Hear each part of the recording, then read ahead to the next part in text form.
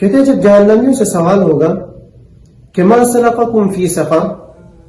تم کیسے یہاں جہنم میں پہنچ گئے، تم کیسے اتنی بڑی مصیبت میں پہنچ گئے اور کس وجہ سے پہنچے، تو وہ سب ایک زبان ہو کر یہ کہیں گے کہ قالوا لم نک من المصلین، سب سے پہلی وجہ ہماری یہ ہے اس جہنم میں پہنچنے کا کہ قالوا لم نک من المصلین، ہم نماز نہیں پڑھتے تھے، ہم نے نمازوں کی پرواہ نہ کی، اس وجہ سے آج ہم جہنم میں ہیں۔ مسجدوں میں نمازیں پڑھی جاتی تھی